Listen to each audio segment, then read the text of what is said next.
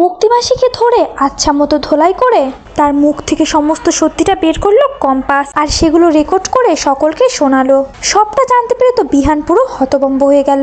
বিহান কম্পাসের কাছে ক্ষমা চাইলো, আর কোনোদিনও সে এরকম ভুল করবে না, কম্পাসকে অবিশ্বাস করবে না অন্যের কথা শুনে। হ্যাঁ বন্ধুরা, কম্পাস ধারাবাহিকের আগামী পর্বে আমরা ঠিক এমনটাই দেখতে চলেছি। কম্পাস ধারাবাহিকে দেখা যায় কোর্টে জামিন হয় না অভিজ্ঞান দত্তের, তাকে 14 দিনের কাস্টাডি দেওয়া হয়। নানা রকম অজুহাত দিয়ে মেডিকেল রিপোর্ট দেখিয়েও কোনো কাজ হয় না।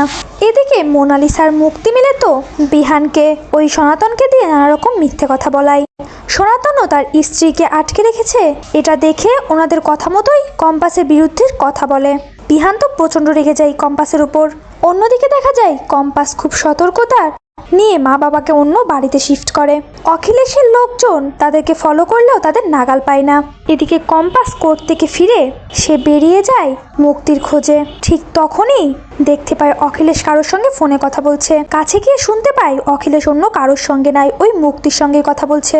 ঠিক তখনই অখিলেশ বলে, তুমি যে ওই ম্যাডামের ছদ্মবেশে রয়েছো সেভাবেই থেকেও কিন্তু কম্পাস তোমাকে সন্দেহ করছে। কম্পাসও সবটা শুনে নিয়ে বেরিয়ে পড়ে ওই মুক্তিকে খুঁজে বের করতে, আর চলে যায় কলেজের ক্যান্টনমেন্টে। সেখানে গিয়েই মুক্তিমাসিকে হাতে নাতে ধরে আর তাকে হাত পা বেঁধে আচ্ছা মতো ধোলাই করে বলতে থাকে, এখনই যদি সত্যিটা তুমি না বলো এক্ষুনি তোমাকে আমি মেরে ফেলবো।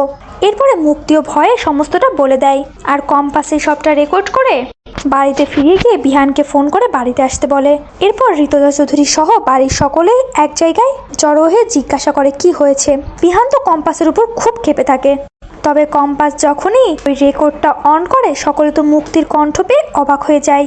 আর বিহান কম্পাসের মধ্যে ভুল বোঝাবুঝি যায় ওই মুক্তি সমস্ত চক্রান্ত করে তাদেরকে আলাদা করেছে, এমনকি তাদের চক্রান্ত করে বিয়েটাও মুক্তিই দিয়েছিল, ওই ছবিগুলো মুক্তিই তুলিয়েছে। সবটা শুনে তো বিহান পুরো স্তব্ধ হয়ে যায়। সে বুঝতে পারে সে কম্পাসকে ভুল করে কত বড় ভুল করেছে।